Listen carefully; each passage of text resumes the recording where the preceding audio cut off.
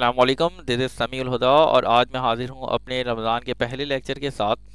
آج ہمارا کوشچن ہے کہ وہ کون سی قوم ہے جس نے اپنی بربادی کے لیے دعا مانگی، اور وہ کون سی قوم تھی کہ جس پہ عذاب کے آثار آ کر ٹل گئے، اور لاسٹ کوشچن ہمارا ہے کہ وہ کون سی دعا ہے جو اللہ قبول نہیں کرے گا۔ تو پہلے کوشچن کی طرف چلتے ہیں کہ وہ کون سی قوم ہے جس نے اپنی بربادی کے لیے دعا مانگی تھی۔ تو اس کا آنسر ہے قوم سبا۔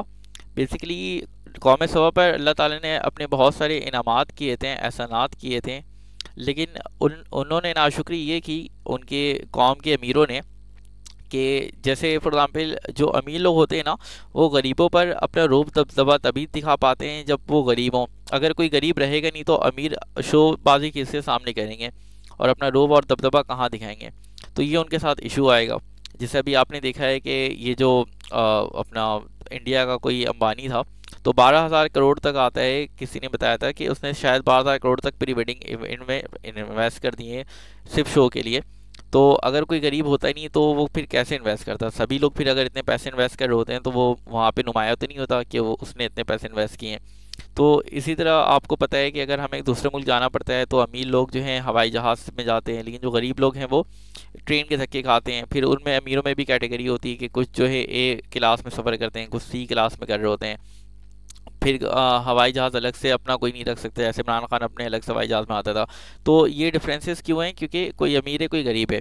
تو اس وقت کیا تھا، سارے لوگ کو ہی اللہ نے نعمتیں دی بھی تھی، تو وہ لوگ کہتے تھے کہ مطلب ٹریولنگ میں پتہ ہی نہیں چلتا ہے، سفر کے اندر کوئی مشکلات ہی پیش نہیں آتی ہیں، تو وہ لوگ اس لیے مشکل مانگتے تھے۔ کیوں مشکل مانگتے تھے؟ تاکہ وہ اپنی برتری دکھا سکے، اپنے شو بازی کر سکے غریبوں کے سامنے۔ خیر لیکن عذاب آتا ہے تو سب کے اوپر ہی آتا ہے، تو غریب بھی نہیں بچے، حالانکہ غریبوں نے تو دعا نہیں مانگی تھی، لیکن وہ بند وغیرہ ٹوٹا اور پوری قوم تباہ مطلب سیلاب پورا آ گیا وہاں پہ۔ سلیمان علیہ السلام کے اوپر بھی اللہ تعالیٰ نے کافی نعمتیں کی تھی، داؤد علیہ السلام کے اوپر بھی کافی کی تھی، لیکن ان سے نعمتیں نہیں چھینی کیونکہ انہوں نے ناشکری نہیں کی۔ بلکہ قوم سبا سے زیادہ نعمتیں تو سلیمان اور داؤد علیہ السلام کے اوپر اللہ تعالیٰ نے کی۔ ایون کیا آتا ہے، سلیمان علیہ السلام نے دعا مانگی تھی کہ مجھے ایسی حکومت دے جس سے جو تو نے آج سے پہلے کسی کو نہیں دی اور نہ تو آج کے بعد کسی کو دے گا۔ تو واقعی میں انہوں نے پرندوں کے اوپر اور پھر اپنا ہواؤں کے اوپر حکومت کی ہے۔ ایسی حکومت آج تک کسی کو نہیں ملی اور فیوچر میں بھی نہیں ملے گی، لیکن انہوں نے کیا کیا؟ اللہ کی ناشکری نہیں کی۔ جبکہ قوم سبا کو سلیمان علیہ السلام سے کافی کم نعمتیں ملی، لیکن ان سے وہ نعمتیں بھی چھین لی اللہ تعالیٰ نے۔ حالانکہ سلیمان علیہ السلام کو زیادہ نعمتیں دی، ان سے نہیں چھینی، اور قوم سبا کو سلیمان علیہ السلام سے کم نعمتیں دی لیکن چھین لی ان سے، کیونکہ انہوں نے ناشکری کی۔ تو اس سے ہمیں سبق ملتا ہے کہ ہمیں کبھی بھی اللہ کی نعمت کی ناشکری نہیں کرنی چاہیے، اور اللہ تعالیٰ نے جو بھی دیا اس پہ شکر ادا کرنا چاہیے۔ اور ایک تو ہم لوگ دوسرے سے کمپیئر کرتے ہیں، اپنے سے اعلیٰ کو دیکھتے ہیں، ان کو نہیں دیکھنا چاہیے، ہمیشہ اپنے ادنا کو دیکھنا چاہیے، اور جو اللہ نے دیا اس پہ شکر ادا کرنا چاہیے، تاکہ قوم سبا والا ہمارا حال نہ ہو۔ اور یہاں پر آپ دیکھیں لوگ دعا مانگتے اپنی بھلائی کے لیے، اور یہاں پہ یہ ایسی قوم تھی کہ اس نے اپنی بربادی کے لیے دعا مانگی، کہ ایسی دعا مانگ لی اللہ تعالیٰ سے کہ تو ہم سے یہ آسانی ختم کر دے۔ لوگ عافیت کی دعا مانگتے ہیں نا کہ اللہ تعالیٰ آسانی اور عافیت کا معاملہ کرے، تو یہ الٹا کہہ رہے ہیں کہ آسانی کا معاملہ نہ ہو، مشکل ہو سفر کرنے میں۔ صرف کیوں آسانی کا معاملہ نہ ہو؟ تاکہ برتری دکھا سکے، شو آف کر سکے، دکھلاوا کر سکے۔ تو اللہ تعالیٰ ہمیں اس دکھلاوے سے ہی بچائے اور ناشکری سے بھی۔ اچھا، دوسرا کوشچن ہے کہ وہ کون سی قوم تھی جس پہ عذاب کے اثار آ کر ٹل گئے؟ تو اس کا آنسر ہے یونس علیہ السلام کی وہ قوم تھی۔ ہوا یہ تھا کہ یونس علیہ السلم، نبی وسلم بھی کہتے ہیں کہ مجھ پہ یونس پہ بھی فوقیت نہ دو۔ ہم لوگ اعلیٰ کہتے ہیں کہ سب سے اعلیٰ وہ اعلیٰ ہمارا نبی، تو صحیح بات ہے، ہم نبی وسلم سب سے اعلیٰ ہیں، لیکن ہمیں کہنا نہیں چاہیے دوسرے مذہب والوں کے سامنے، چونکہ لازمی بات ہے اب جو عیسائی ہیں وہ عیسی علیہ السلام کو سب سے اوپر مان رہے ہیں، پھر ہم ان کے سامنے اگر اعلیٰ اعلیٰ ہمارا نبی کہیں گے تو وہ آلریڈی بزن ہو گئے نا، وہ مطلب آپ کی بات پھر وہ نہیں مانیں گے، مطلب اس لیے نبی صلی اللہ علیہ وسلم بھی کہتے ہیں کہ یونس السلام پر بھی مجھے فوقیت نہ دو۔ تو حالانکہ یونس السلام کو کیوں ذکر کرتے ہیں؟ کیونکہ یہ واحد نبی ہے جن پہ اللہ تعالیٰ تھوڑا غضب نازل ہوا تھا، مطلب اللہ تعالیٰ نے تھوڑا پکڑا تھا ان کو، کیونکہ اچھا کبھی بھی جو نبی ہوتے ہیں نا وہ کوئی گناہ نہیں کرتے ہیں، لیکن اللہ تعالیٰ کیوں ان کو پھر اس طرح پکڑ لیں اور مچھلی کے پیٹ میں چلے گئے تھے؟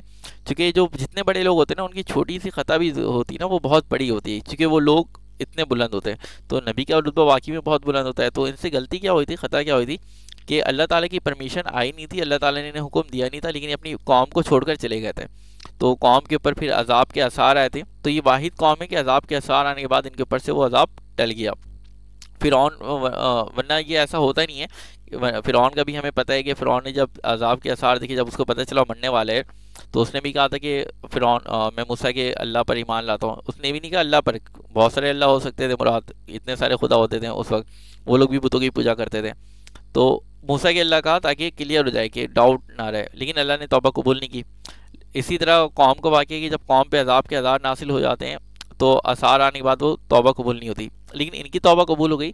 چونکہ ہوتا ہے نا, آپ نے ڈیبٹ کریڈٹ پڑھا ہوگا کہ ایک دفعہ ڈیبٹ ہوتی ہے تو دوسری دفعہ کریڈٹ ہوتا ہے, کہیں کریڈٹ ہوتا ہے تو کہیں ڈیبٹ ہوتا ہے. تو اب نبی صلی اللہ علیہ وسلم چھوڑ کے گئے قوم کو, تو اس کے ایک طریقے سے فائدہ قوم کو ہو گیا. ڈیبٹ کریڈٹ جو کامرس کے اسٹوڈنٹ وہ سمجھ سکتے ہیں میری اس بات کو. اور دوسرا ایک ان کے اندر اچھی بات یہ تھی کہ قوم عاد قوم ثبوت پہ جب عذاب کے اثار آئے تو بادل دیکھ کے ڈرے نہیں, وہ سمجھے کہ بارش ہوگا انجوائے کریں گے. لیکن یہ لوگ ڈر گئے کہ واقعی میں تو ایسی چیز ہو رہی ہے جو یونس علیہ السلام جس کے بارے میں ہمیں آگاہ کرتے تھے, تو پھر وہ استغفار کرنے لگے. تو یہ واحد قوم تھی جن کے اوپر عذاب کے اثار آئے اور وہ ٹل گئے پھر. اچھا, تیسرا کوشچن ہے کہ وہ کون سی دعا ہے جو اللہ قبول نہیں کرے گا. تو یہ تو سمپل کوشچن ہے کہ کافروں کی دعا اللہ قبول نہیں کرے گا جو وہ جہنم میں مانگیں گے. مطلب وہ کہیں گے کہ تھوڑی دیر کے لیے عذاب اللہ تعالیٰ ڈال دے, صرف تھوڑا ریلیف مل جائے. تو فرشتوں کہیں گے کچھ ہمارے لیے وہ کر لو, لیکن کوئی کچھ کر نہیں پائے گا ان کے لیے. نہ نیک لوگوں وہ کہیں گے کہ ہمارے لیے دعا کر لو, اللہ تعالیٰ یہ ڈال دے, لیکن کوئی بھی دعا ان کی قبول نہیں ہوگی. تو کافروں کی اللہ تعالیٰ, بلکہ کافر کیا کوئی مطلب میں تو جنرلی کافر لکھ دیا ہوں, کوئی بھی مسلمان بھی اگر وہ جہنم میں ہوگا تو پھر وہ بھی اگر دعا مانگے گا تو اکثر دعا اس کی قبول نہیں ہوگی. اکثر اس لیے کہہ رہا ہوں کہ میں بھی اللہ تعالیٰ کی حکمت, اللہ تعالیٰ اپنے رحمت سے قبول بھی کر سکتا ہے, لیکن اس کا جنرل قاعدہ قانون یہی ہے کہ وہ کافر وہ جہنم میں پھر دعائیں قبول نہیں کرتا, کیونکہ وہ عذاب دینے کے لیے رکھا ہے نا.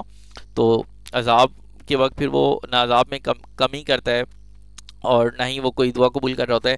بس ایک چیز یہاں پر آتی ہے کہ جس پہ کوئی ضعیف قول ہے, مفتی تقی عثمانی صاحب نے بتایا تھا اس چیز کو کہ اللہ کی رحمت سے امید ہے جو لوگ ایسے ہوتے ہیں کہ جو گناہ کو چھوڑنا چاہتے ہیں لیکن وہ گناہ کو چھوڑ نہیں پاتے ہیں, بار بار ان سے گناہ ہو جاتا ہے, پھر وہ استغفار کرتے ہیں, پھر وہ سچے دل سے توبہ کرتے ہیں اور وہ چاہتے ہیں ان سے وہ گناہ نہیں ہو, کوئی بھی فلاں گناہ ہو, کوئی بھی کسی قسم کے گناہ میں وہ ملوث ہوں, تو وہ اس گناہ کو چھوڑنا چاہ رہے ہوتے ہیں لیکن چھوڑ نہیں پاتے ہیں. تو اللہ کی رحمت سے امید ہے کہ اللہ تعالیٰ ان کو اگر عذاب دے گا بھی تو اس نوعیت کا ہوگا کہ ان کو نیند آ جائے گی. تو نیند آنے سے ہوگا کہ تھوڑی دیر کے لیے ان کے اوپر وہ عذاب کو محسوس نہیں کر پائیں گے کیونکہ وہ نیند کی حالت میں ہوں گے, تو یعنی اس طرح ان کو عذاب میں تخفیف ہوگی. تو یہ مفتی تقی عثمانی صاحب کی رائے تھی کہ اللہ کی رحمت سے بعید نہیں ہے کہ اللہ تعالیٰ ایسا کر دے ان کے ساتھ, لیکن اس پہ کوئی حدیث سے کوئی چیز ثابت نہیں ہے.